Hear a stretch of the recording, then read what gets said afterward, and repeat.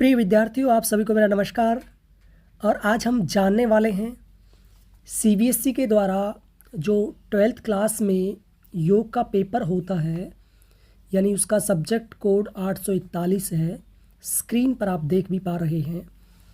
तो कैसा पेपर आता है, यानी जो फाइनल एग्ज़ाम होते हैं फरवरी मार्च में, उसमें कैसा पेपर आता है, सीबीएसई ने उस पेपर का सैंपल डाल रखा है वेबसाइट के ऊपर। तो वो सैंपल पेपर कैसा है उसके बारे में आज हम विस्तार से जानेंगे। तो देखिए, ये क्वेश्चन पेपर 11th 12th के विद्यार्थियों के लिए तो उपयोगी है ही, साथ में जो योग के अन्य विद्यार्थी हैं, यानी जो डिग्री कर रहे हैं, डिप्लोमा कर रहे हैं, मास्टर डिग्री कर रहे हैं, उनके लिए भी बहुत महत्वपूर्ण है।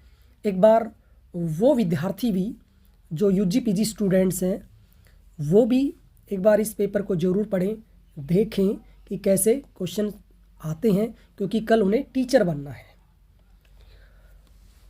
तो साथ साथ अपनी नॉलेज को भी चेक कर सकते हैं। देखिए, 2 घंटे का होता है और 50 मार्क्स का है।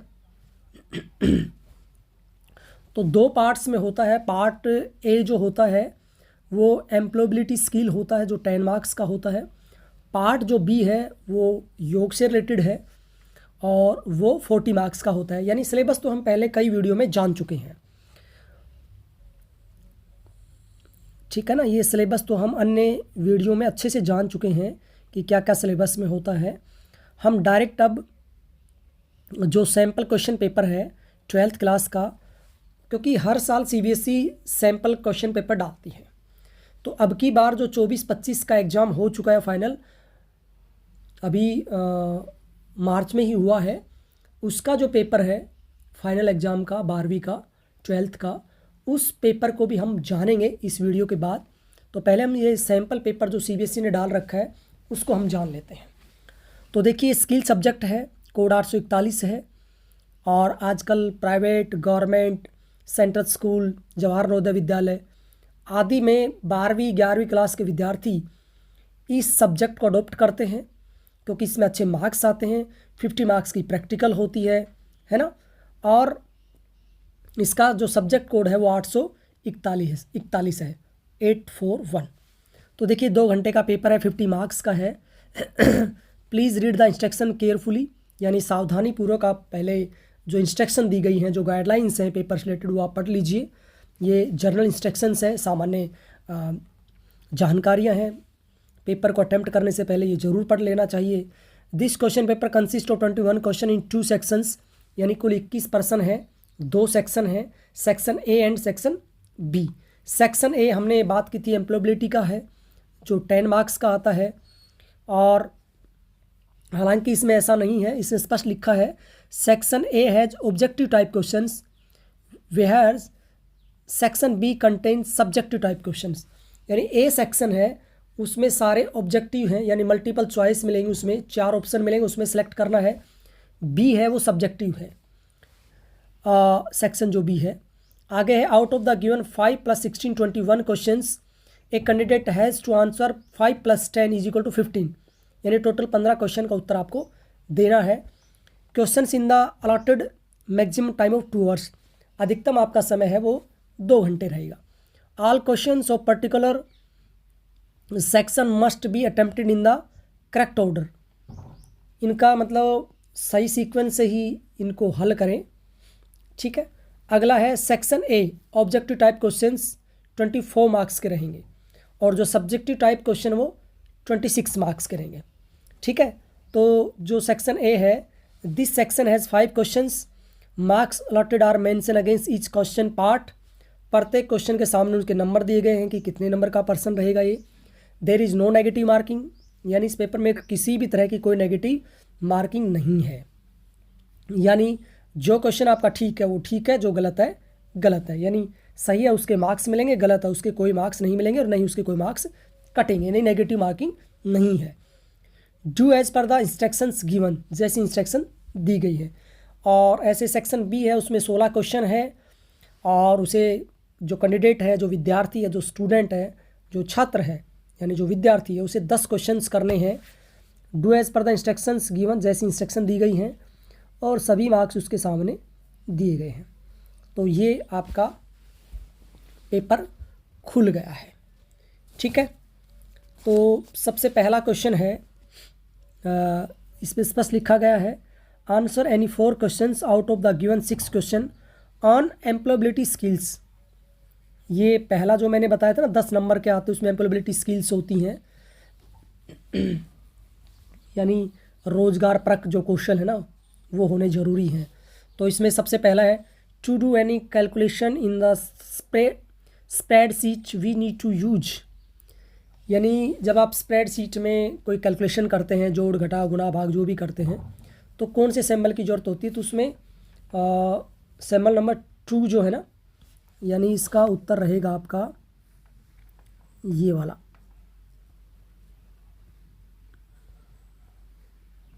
जो इक्वल का निशान दे रखा है ना, ये रहेगा, जो इक्वल लगाते हैं ना इसी से पता चलेगा। ठीक है, तो इसमें आंसर रहेगा 2 नंबर।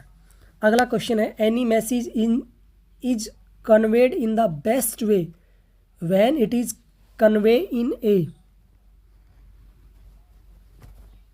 तो देखिए इसमें है accurate, clear, conscious, all of the about.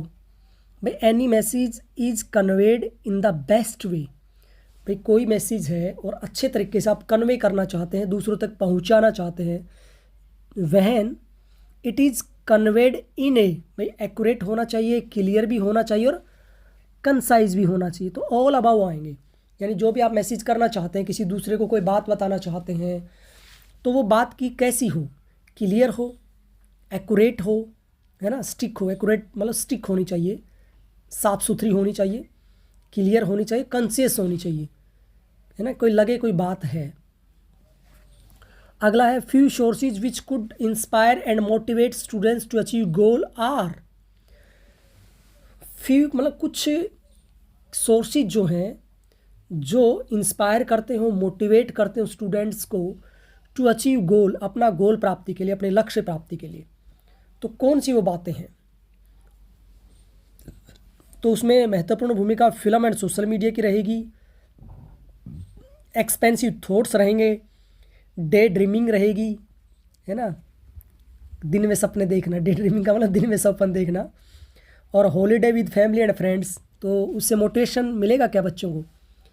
तो इसमें देखिए सबसे करेक्ट आंसर है वो बी रहेगा, यानी क्या, एक्सपेंसिव थॉट्स, यानी कहते हैं ना आपके विचार सकारात्मक होने चाहिए, विचारों में शक्ति होनी चाहिए।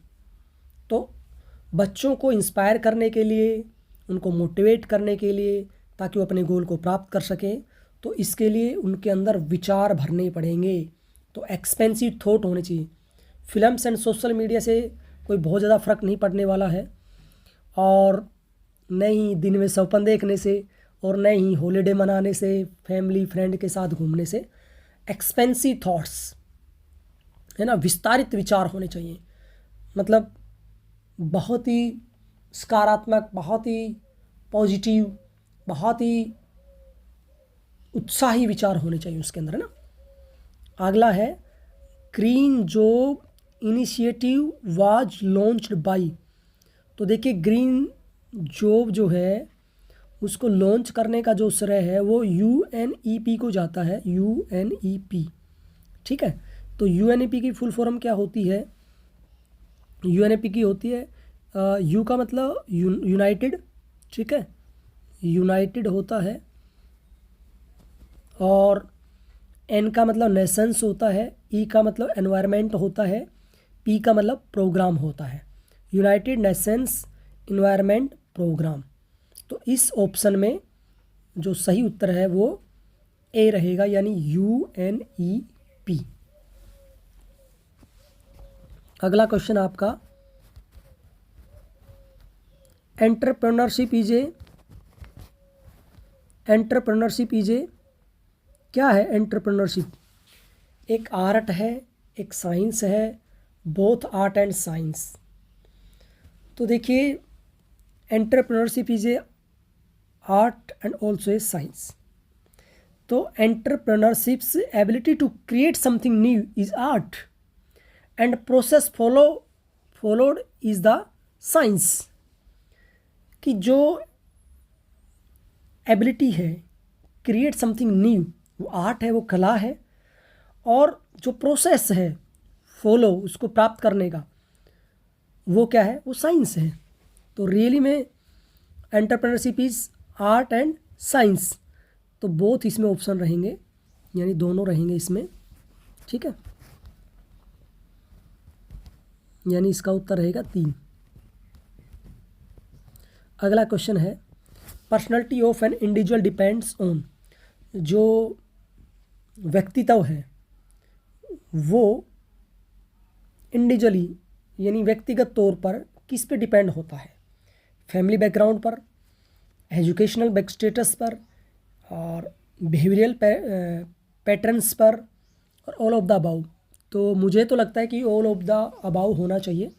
आप भी मुझे बताएं कि इसका उत्तर ऑल ऑफ द अबाउ है या आपको कोई और उत्तर लग रहा है।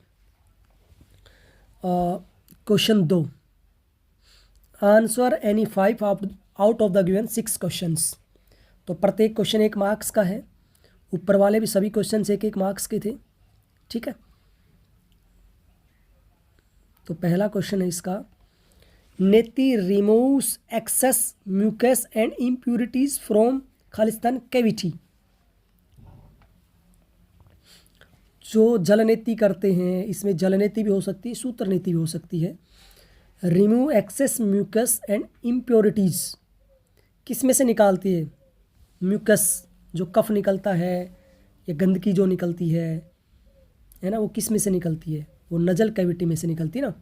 तो पहला ऑप्शन रहेगा इसका नजल, ठीक है, ये रहेगा इसका। अगला है बैड स्ट्रेस कॉजेज। तो देखिए जो स्ट्रेस होता है वो 2 प्रकार का होता है भाई, एक डिस्ट्रेस होता है, एक यूस्ट्रेस होता है। तो यूस्ट्रेस होता है वो अच्छा रहता है, वो पॉजिटिव रहता है। जो बैड स्ट्रेस रहता है वो डिस्ट्रेस होता है, वो गलत होता है, घटिया होता है, ठीक है। हेंस सेली ने 2 प्रकार का स्ट्रेस बताया है, एक यूस्ट्रेस EUSTRESS, एक डिस्ट्रेस DISTRESS। तो जो पॉजिटिव स्ट्रेस है वो यूस्ट्रेस है, जो नेगेटिव स्ट्रेस वो डिस्ट्रेस है। तो पॉजिटिव स्ट्रेस अच्छा रहता है, लेकिन जो बैड स्ट्रेस है यानी डिस्ट्रेस जो किसे कहते हैं वो ख़तरनाक होता है। एंजाइटी भी होती है, उससे चिंता भी होती है, स्लीपलेसनेस होती है यानी अनिद्रा की समस्या हो जाती है, फ्रस्ट्रेशंस भी होता है। तो सारे इसमें कवर हो रहे हैं, यानी इसका ऑप्शन रहेगा 4। An obese person must consume. एक जो मोटा व्यक्ति है ना वो क्या कंज्यूम करता है ज़्यादा, यानी फैट रिच डाइट कंज्यूम करता है, या हाई फाइबर डाइट कंज्यूम करता है, या लो न्यूट्रिशन डाइट यूज करता है, या हाई कैलोरीज डाइट। तो मेरे अकॉर्डिंग तो होना चाहिए हाई कैलोरीज डाइट, वो ज़्यादा कैलोरी गेन कर रहा है। हालांकि इसमें ऑप्शन 1 भी हो सकता है फैट रिच डाइट। तो फैट की जगह अगर वो ज़्यादा कैलोरी भी ले रहा है तो भी मोटापा आ सकता है। फिर भी आप मुझे बताना इसका क्या ऑप्शन हो सकता है। अगला है खाली फिल इन द ब्लैंक्स, चैनलाइजेस प्राण इन द बैलेंस वे। षटकर्म, स्वाध्याय, प्राणायाम, प्रत्याहार। तो भाई चैनलाइज प्राण इन द बैलेंस वे, संतुलित तरीके से प्राण बैलेंस हो, इसके लिए सबसे अच्छा क्या है? प्राणायाम। इसका ऑप्शन रहेगा 3। Question number 4, a balanced diet is very important for nourishing the body, protection from disease, Joy and cheerfulness, all of the above. भाई जो अच्छी संतुलित जो आहार है, डाइट है,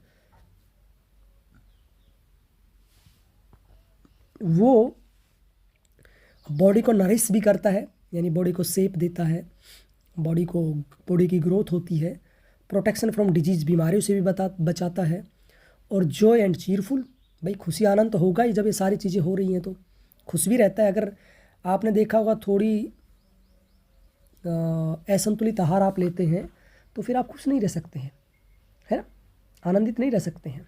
तो इसमें मुझे लग रहा है कि चारों ऑप्शन 4 रहेगा इसमें, ऑल ऑफ द अबाउ।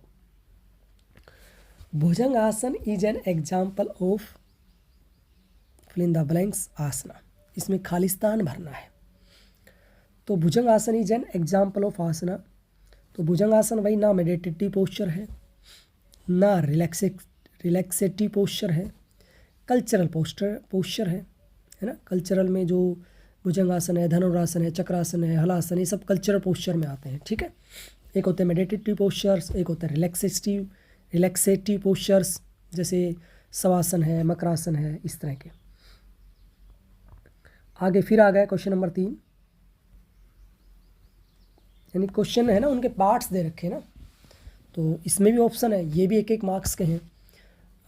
शुरू में फिल इन द ब्लैंक्स है। Diet is a relatable to the expansion of life span, मतलब आपकी लंबी आयु हो, है ना, तो कौन सी डाइट अच्छी है ना, आपका लाइफ स्पैन अच्छा हो, तो उसमें सात्विक डाइट, है ना। 3 प्रकार की भगवान श्री कृष्ण कहते हैं, सात्विक, राजसिक, तामसिक, भगवत गीता में। तो सात्विक डाइट ज़्यादा अच्छी है। अगला क्वेश्चन है, who defines yoga as yoga चित्तवृत्ति निरोध है। चित्तवृत्तियों का निरोध योग है, कौन कहते हैं, तो सीधी बात है, महर्षि पतंजलि जी कहते हैं, योग दर्शन में कहते हैं। दूसरा ही सूत्र है, अष्टांग योग हैज ... लिम्स। भाई अष्टांग का मतलब अष्ट का मतलब 8, संस्कृत में अष्ट का मतलब क्या होता है, 8 होता है, ठीक है। अष्ट प्लस अंग, 8 अंगों वाला। अष्ट का मतलब 8, अंग का मतलब लिम्स या पार्ट। तो कौन कौन से होते हैं ये मुझे आप लिखकर बताएंगे। एक हिंट मैं आपको दे देता हूँ, यम पहला है और समाधि लास्ट है। तो जो बच्चा इसको अच्छे से समझ रहा है, सुन रहा है, जो विद्यार्थी इस लेक्चर को सुन रहा है, वो 8 अंगों के नाम कमेंट बॉक्स में ज़रूर लिखे, ठीक है। तो मुझे पता चलेगा कि आप जिज्ञासु विद्यार्थी है। और अपनी क्लास भी ज़रूर मेंशन करें कि आप कौन सी क्लास में हैं और कहाँ से आप, ये भी मेंशन करें ताकि दूसरे लोगों को मोटिवेशन मिले। अगला है, द अन्नमय कोश रेफर्स टू। अन्नमय कोश किससे रिलेटेड है ना, फिजिकल बॉडी से, माइंड से, ब्रेन से, सोल से। तो अन्नमय का मतलब जो स्थूल शरीर है, जो हमें दिखाई दे रहा है, जिसमें हम खाते पीते हैं, तो वो फिजिकल बॉडी है, शारीरिक शरीर है, ठीक है। फिर जैसे 5 प्रकार के कोश होते हैं, अन्नमय, प्राणमय, मनोमय, विज्ञानमय, आनंदमय, ठीक है। तो उसमें से एक अन्नमय कोश है, वो सबसे पहला है, तो फिजिकल बॉडी से रिलेटेड है। दूसरा अगला क्वेश्चन है, bronchial asthma is the disease of fill in the blank system. भाई ब्रोंकाइल अस्थमा, जो अस्थमा से रिलेटेड है, रेस्पिरेटरी की है, कार्डियो नहीं है, सर्कुलेटरी नहीं है, नर्वस की नहीं है, रेस्पिरेटरी है। जो भी खांसी, जुकाम, नज़ला, ये सब है रेस्पिरेटरी से रिलेटेड ही आती हैं ना, अस्थमा, ब्रोंकाइल अस्थमा। क्योंकि ब्रोंकाई जो है किसका पार्ट है, हमारे रेस्पिरेटरी सिस्टम का ही एक पार्ट है, ठीक है। हमारी जो ट्रैकिया होती है ना, उससे निकलती है ब्रोंकाई, ब्रोंकल्स, ठीक है। छोटी छोटी नलियाँ होती हैं जिनमें से श्वास जाता है फेफड़ों में, आप ये समझ लीजिए। तो उसमें, उस नली में कुछ रुकावट आ जाती है तो अस्थमा हो जाता है। अगला है, fluctuations in fill in the blanks level is indicative of hypertension. भाई ये question, fluctuations in ... level is indicative of hypertension. Fluctuations होती है ना, अप डाउन होना, तो वो देखा होगा आपने स्टेथोस्कोप वगैरह, उसमें बीपी ऊपर नीचे होता है ना। Fluctuations in level is indicate, मतलब क्या इंडिकेट करता है वो, हाइपरटेंशन, उच्च रक्तचाप में ना। हाइपोटेंशन होता है निम्न रक्तचाप, हाइपरटेंशन होता उच्च रक्तचाप, ठीक है। तो बीएमआई के लिए होता है, या ग्लूकोज, या ब्लड प्रेशर, या इन्फेक्शंस। तो ब्लड प्रेशर होता है, तो ब्लड प्रेशर किससे मापते हैं, उसका नाम होता है स्टेथोस्कोप। नहीं सॉरी, स्टेथोस्कोप नहीं होता, स्फिग्मोमैनोमीटर होता है। स्फिग्मोमैनोमीटर, स्टेथोस्कोप से तो हम हार्ट बीट है या श्वास की गति है ये सब माप सकते हैं, लेकिन उसका नाम क्या है? स्फिग्मोमैनोमीटर। तो जो विद्यार्थी समझ रहा है, सुन रहा है, वो विद्यार्थी कमेंट बॉक्स में लिखे स्फिग्मोमैनोमीटर की स्पेलिंग। ठीक है, अगला क्वेश्चन, योग is the path of selfless action. Question number 4 है, इसके भी पार्ट है 5, सभी के 5 पार्ट है। आंसर एनी आउट ऑफ 5 देना है 6 में से। ठीक है, ये ध्यान रखना है, जो आपको अच्छे हैं वही क्वेश्चन करना है। लगभग सभी में 6 क्वेश्चन दिए हैं और आपको 5 करने होते हैं, तो यानी एक क्वेश्चन में अगर आपको डाउट है तो छोड़ देना, ये आपके लिए अच्छी बात है, पॉजिटिव बात है ये। तो शुरुआत में फिल इन द ब्लैंक्स है, योग is the path of selfless action. Action का मतलब क्या होता है? कर्म। सेल्फलेस का मतलब निष्काम कह सकते हैं, निष्काम कर्म, तो कर्म योग हो गया, है ना। कर्म योग तो निष्काम कर्म योग से जुड़ा हुआ है। अगला है स्थिरम सुखम आसनम हैज़ बीन एलस्ट्रेटेड इन। किस में मिलता है स्थिरम सुखम आसनम? भगवत गीता में, पतंजलि योग सूत्र में, वेदास में। तो पतंजलि योग सूत्र में मिलता है। ये आसन की डेफिनेशन है, शरीर की स्थिर और सुखपूर्वक जो स्थिति है वो आसन है, जिसका अर्थ होता है इंग्लिश में स्टेबिलिटी विद हैप्पीनेस। ठीक है, तो पतंजलि योग सूत्र में दिया गया है महर्षि पतंजलि जी के द्वारा, तो इसका ऑप्शन रहेगा 2। For still gazing we usually make use of a, मतलब कहते हैं ना टकटकी लगा कर देखना, गेजिंग टकटकी लगा कर किसी चीज़ को एकदम एक टक देखना, बिना पलक झपकाए देखना, तो वो क्रिया क्या कहलाती है? मतलब किसके ऊपर करते हैं गेजिंग? त्राटक होती है ना, the full for still gazing we usually make use a, मतलब आप लगातार टकटकी लगा कर देखना चाहते हैं, तो योग में त्राटक होता है। तो त्राटक किस पे करते हैं?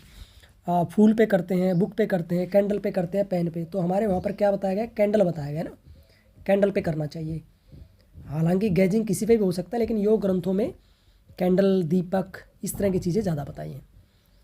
Yoga scriptures firmly discourage the habit of. तो योग के जो ग्रंथ है ना, योग के जो ग्रंथ हैं वो एक हैबिट है, डिस्कोरेज द हैबिट ऑफ। किसकी हैबिट है? ओवर ईटिंग की? नहीं, उनमें ऐसी कोई बातें नहीं कही गई हैं। रेगुलरली एक्सरसाइज, ठीक बात है। ऑब्जर्विंग मेडिटेशंस या कंट्रोलिंग द सेंसेस।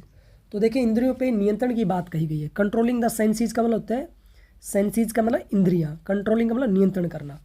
तो हमारे जो भी योगा स्क्रिप्चर्स हैं, यानी योग के जो भी मूल ग्रंथ हैं, उन सब में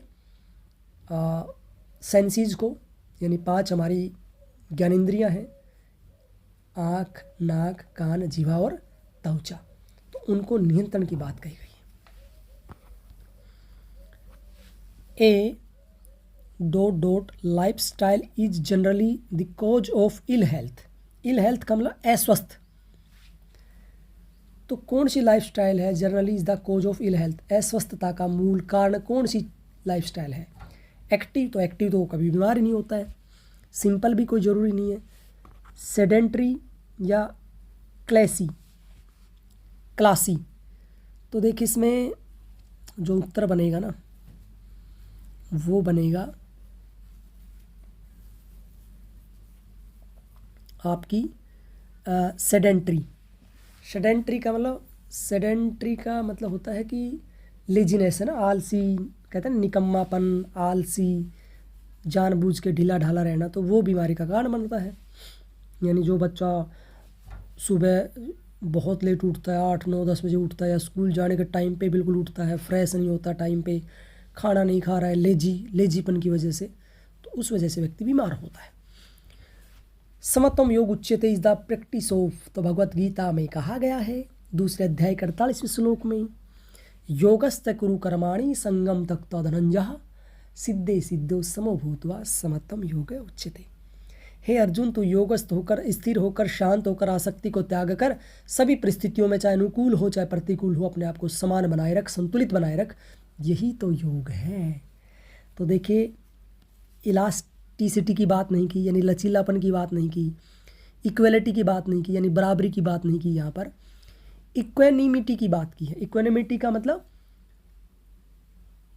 संतुलित, बैलेंस, है ना। और एक्सिटिबिलिटी की बात नहीं की है, इक्वेनिमिटी की, यानी संतुलन बनाए रखना। चाहे हार हो, चाहे जीत हो, चाहे सुख हो, चाहे दुख हो, चाहे दिन हो, चाहे रात हो, चाहे गर्मी हो, चाहे सर्दी हो, भूख हो, चाहे प्यास हो, सभी में संतुलित बनाए रखना। ठीक है, चाहे हार जाए चाहे जीत जाए। भगवत गीता में ये बात दूसरे अध्याय के 48वें श्लोक में कही गई है, जो अभी मैंने पढ़ के आपको बताया था। इसका मैंने अलग से वीडियो भी बना रखा है। अगला फिर है 5वां क्वेश्चन। इसमें देखो कोई छूट नहीं है, 5 ही क्वेश्चन है, 5 ही करने हैं। ऊपर वाले में तो फिर भी आप छोड़ सकते थे 4 क्वेश्चन तक। तो तामसिक फूड इज आइडेंटिफाई एज, तामसिक फूड है भैया, आप कैसे आइडेंटिफाई करोगे? ओवर रिप एंड अनकुकड, है ना। अनकुकड का मतलब बिना पका हुआ ना। श्योर एंड बिटर यानी खट्टा कड़वा। टेस्टी, ना ना ना, तामसिक फूड टेस्टी नहीं है। फ्रोजन यानी फ्रिज जमा हुआ इस तरह का।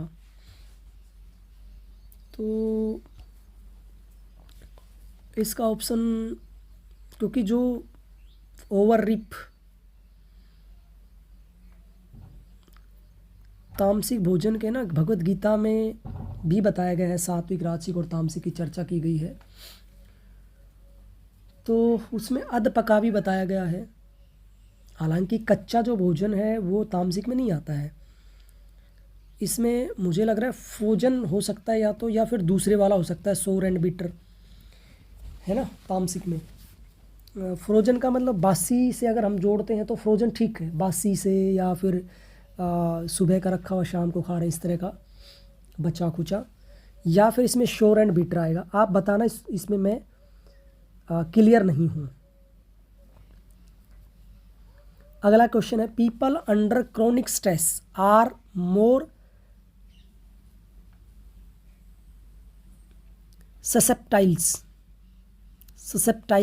susceptible to, people under chronic stress are more susceptible to viral disease, mental problems, emotional disturbance, all about the above।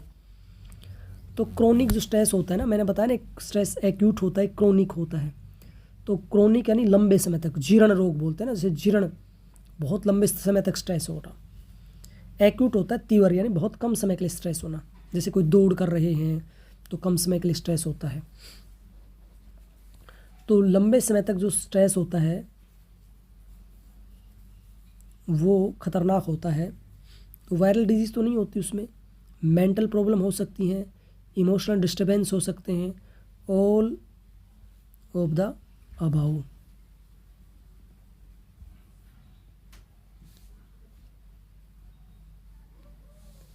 इसका ऑप्शन आप खुद ढूंढना, मुझे बताना कौन सा ठीक है ना। मेंटल प्रॉब्लम्स तो होती हैं, इमोशनल डिस्टर्बेंस भी होते हैं।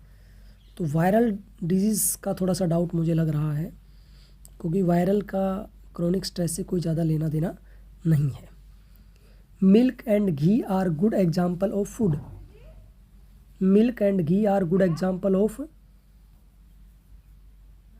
Nursing, strength building, immunity booster, all of the above, तीनों रहेंगे। नर्सिंग भी होता है और स्ट्रेंथ बिल्डिंग भी होता है, इम्यूनिटी बूस्टर भी होता है, यानी रोग प्रतिरोधक क्षमता भी बढ़ती है। During emergency, fill in the blanks, helps save life of a person. Emergency में किससे लाइफ बचती है? मेकिंग वीडियो बनाना चाहिए। कोई एक्सीडेंट होगा तो क्या वीडियो बनाने लग जाएंगे, या आप डिस्कस करने लग जाएंगे कि एक्सीडेंट कैसे हुआ, क्या हुआ, या पैनिक से, या फर्स्ट एड।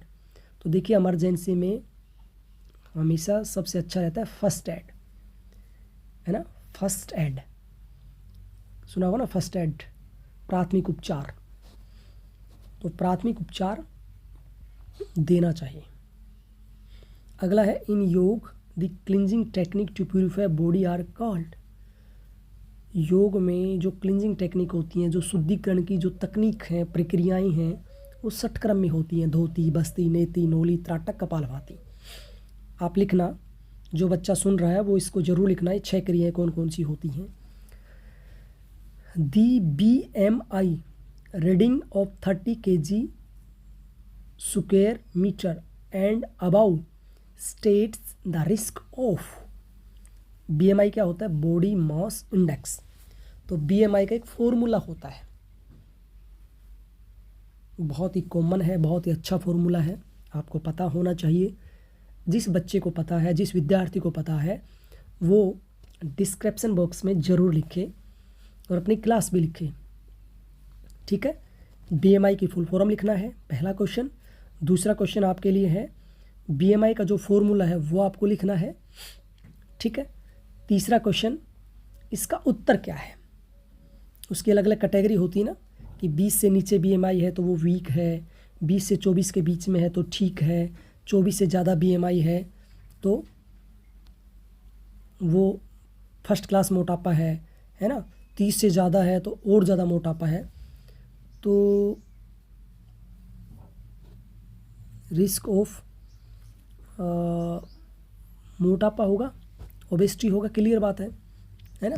तो मोटापा होगा तो आपको अर्थराइटिस भी हो सकता है, आपको हाइपरटेंशन भी हो सकता है, आपको अस्थमा भी हो सकता है।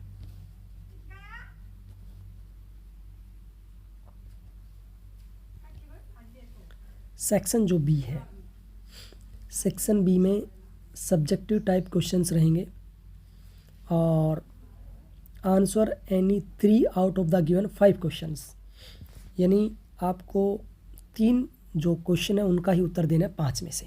तो ये अच्छी बात है, आपको ऑप्शन खूब मिल रहे हैं। ऑन एम्प्लॉयबिलिटी स्किल, यानी जो प्रत्येक क्वेश्चन है वो 2 नंबर का है।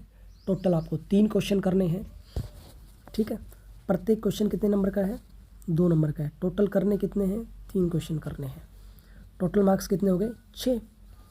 और answer each question in 20-30 words, प्रत्येक जो क्वेश्चन है उसका उत्तर आपको 20 से 30 शब्दों में देना है।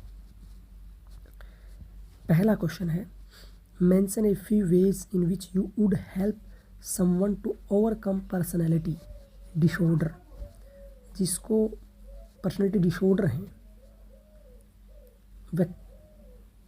व्यक्तित्व विकार है,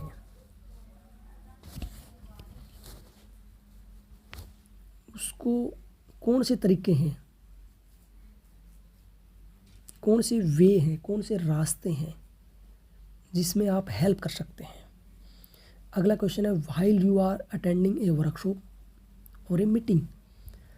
आप एक मीटिंग अटेंड कर रहे हैं या एक वर्कशॉप अटेंड कर रहे हैं, how would you contribute as an active listener. एक अच्छे श्रोता आप हैं, तो ये हाउ यू कंट्रीब्यूट, कैसे आप कंट्रीब्यूट कर सकते हैं उस वर्कशॉप में, मीटिंग में। यानी एक आप अच्छे से सुनेंगे, उन बातों को अच्छे से नोट डाउन करेंगे और उस मीटिंग में बाद में आप अच्छे क्वेश्चन पूछ सकते हैं, ठीक है। तो इसका मतलब आप अच्छे लिसनर थे। क्वेश्चन कौन पूछ सकता है? जो उस मीटिंग को या उस वर्कशॉप को अच्छे से समझ रहा है, सुन रहा है, नोट कर रहा है ना, विद आई कॉन्टैक्ट, है ना, और बहुत ही कॉन्फिडेंस के साथ, तो वो एक एक्टिव लिसनर होता है। ये कंप्यूटर से रिलेटेड है। Spreadsheet software can perform arithmetic operation in the data in A worksheet, how it is helpful. तो ये आपको देखना है। List the sector for green jobs. List the sectors for green jobs. जो ग्रीन जॉब्स है ना, उसमें कौन कौन से सेक्टर में मिलती है वो आपको डिफाइन करना है। What different technique can an entrepreneur use to trigger creativity for his product. मतलब कौन सी अलग तकनीक हैं कि हम अपने व्यवसाय में यूज कर सकें ट्रिगर के तौर पर, ताकि उसके प्रोडक्ट हैं वो अच्छे से सेल हों, है ना। अगला है, answer any 4 out of the given 6 questions in 20-30 words, each 2 × 4। कितने करने हैं? 4 क्वेश्चन। कितने में से? 6 में से। शब्द कितने? 20 से 30। तो 4 क्वेश्चन का मतलब एक क्वेश्चन 2 मार्क्स का है, तो टोटल 8 मार्क्स हो गए। तो अच्छी बात है, इसमें भी आपके लिए ऑप्शन है। पहला क्वेश्चन है आपका, name a few pranayama mention in hatha yoga, what is the significance of doing pranayama. हठ योग में कितने प्राणायाम? 8 प्राणायाम हैं। हठ प्रदीपिका में कौन कौन से? सूर्य, भेदी, उज्जाई, शीतली, शीतकारी, भस्त्रिका, भ्रामरी, मूर्छा, प्लावनी, है ना, ये 8 कुंभक हैं। तो what is the significance of doing pranayama, प्राणायाम करने का क्या महत्व है, तो ये आपको बताना है। आसान ही है, सारे प्राणायाम को एक्सप्लेन नहीं करना, जितने आपको याद हों। For the treatment of hypertension, यानी उच्च रक्तचाप के ट्रीटमेंट के लिए what yogic management technique should be adopted, यानी आपका बीपी बढ़ा हुआ है, यानी उच्च रक्तचाप आपको हो रखा है, तो योगिक मैनेजमेंट के तहत कौन सी तकनीकी आप यूज करेंगे, अडोप्ट करेंगे, तो वो आपको लिखनी है। यानी आप षटक्रम कराएंगे, प्राणायाम कराएंगे, मुद्राएं कराएंगे, बंद कराएंगे, क्या कराएंगे, ठीक है। तो उच्च रक्तचाप में सबसे अच्छा होता है रिलैक्सेशन टेक्निक जो होती है ना, आप उसमें श्वासन करा सकते हैं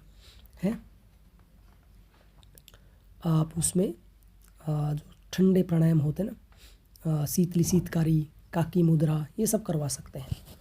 what is the meaning of sthiram sukham asanam, ये हम पहले भी कर चुके हैं।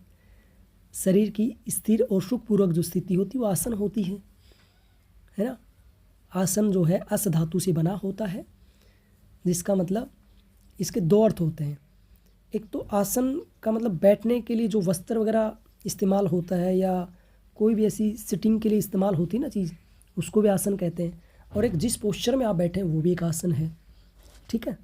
तो शरीर की स्थिर और सुखपूर्वक स्थिति वो एक आसन है। यहाँ पर शरीर की बात की है, शरीर की स्थिर और सुखपूर्वक स्थिति की बात की है। जिस आसन में या जिस मेडिटेटिव पोस्चर में आप कंफर्ट फील करें, आराम से बैठ सकें, वो आसन है। Who can first aid help a person in need, कौन फर्स्ट एड हेल्प कर सकता है जब उसको जरूरत हो किसी व्यक्ति को? कोई भी कर सकता है, बस उसको नॉलेज होनी चाहिए फर्स्ट एड की। ये फर्स्ट एड में क्या क्या होता है ना, CPR कैसे देते हैं, ब्लड क्लॉटिंग को कैसे रोकते हैं, ये सब पता होना चाहिए कॉमन। कैसे पट्टी बांधते हैं और वो किस तरह की फर्स्ट एड की ज़रूरत है, यानी उसको किसी जानवर ने काटा है, कुत्ते ने काटा है, सांप ने काटा है, या एक्सीडेंट है, या कोई चोट लगी है, तो सब बातों को ध्यान में रखते हुए फर्स्ट एड देनी चाहिए। What are the possible causes of lower back pain, जो पीठ में, कमर में जो दर्द होता है ना पीछे, उसको लोअर बैक पेन कहते हैं। तो उसके क्या कारण हैं? भाई ज़्यादा झुककर काम करना हो सकता है ना, बहुत मुलायम गद्दे पे सोना हो सकता है, और भी कई रीजन्स हो सकते हैं। कॉजेज का मतलब कारण है यहाँ पर, है ना, मतलब पॉसिबल कॉजेज मतलब क्या क्या कारण हो सकते हैं। How can bronchial asthma be manage through dietary control, यानी आहार नियंत्रण के द्वारा आप कैसे ब्रोंकाइल अस्थमा को ठीक कर सकते हैं, तो ये भी आपको बताना है। तो इनमें से कोई 3 करने थे, आप 4 करने थे आपको, 4, हाँ। अगला है answer any 3 out of the given 5 question, 5 में से 3 करने हैं। यहाँ पर प्रत्येक क्वेश्चन 4 नंबर का है। Patanjali Yoga Sutra highlight the capability of yoga to maintain mental health, describe in your words. Patanjali जो योग सूत्र है, जिसकी रचना महर्षि पतंजलि जी ने की है, उसको हाईलाइट करना है, उस पर प्रकाश डालना है। प्रकाश डालना है क्या? The capability of yoga to maintain mental health, describe in your own words या यूर वर्ड्स, आप अपने शब्दों में उनकी व्याख्या कीजिए। मतलब पतंजलि योग सूत्र में योग से कैसे हम मानसिक रूप से स्वस्थ रह सकते हैं या मेंटल हेल्थ को अच्छा बनाए रख सकते हैं योग के द्वारा, तो उसके बारे में आपको लिखना है।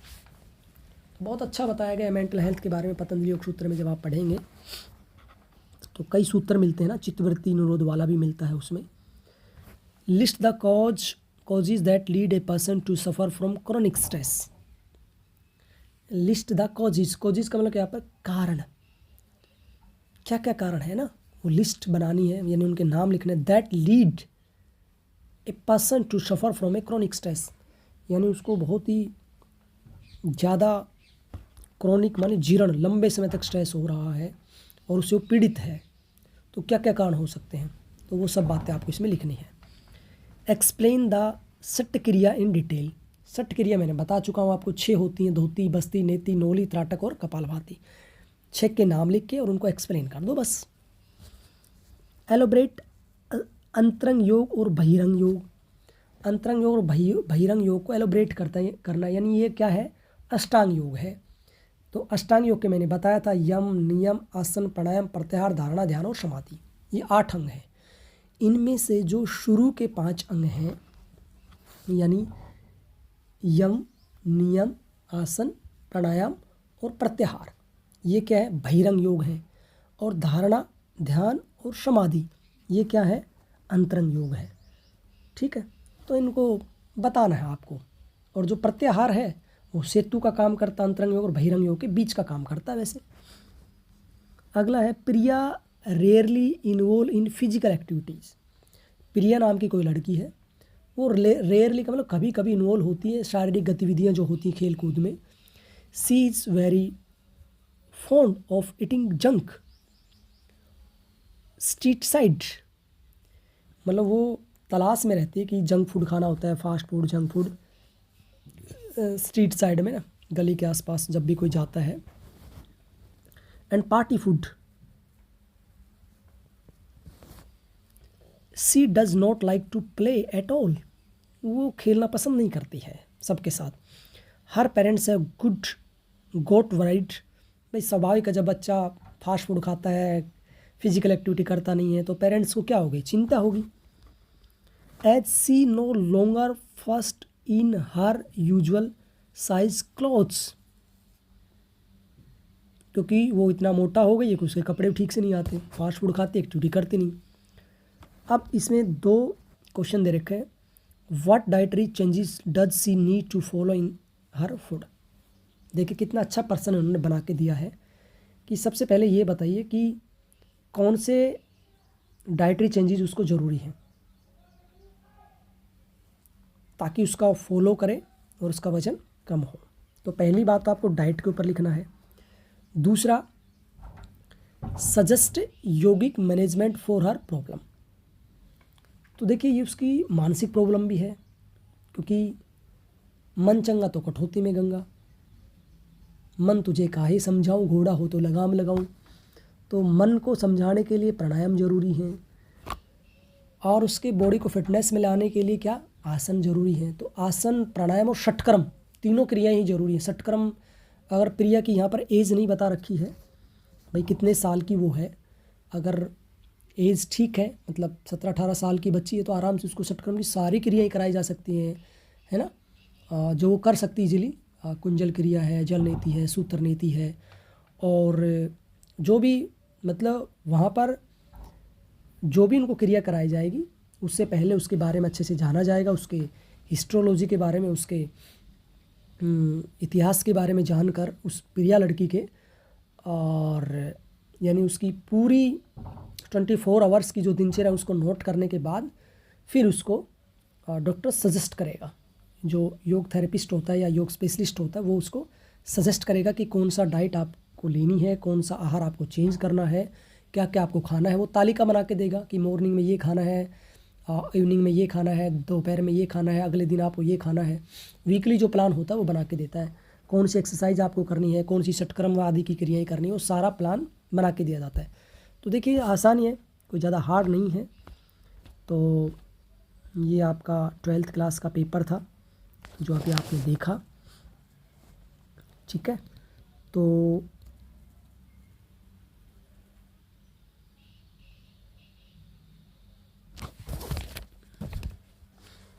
आगे फिर भी आपको कोई डाउट हो, कोई कन्फ्यूजन हो तो निसंदेह निसंकोच आप मुझसे पूछ सकते हैं।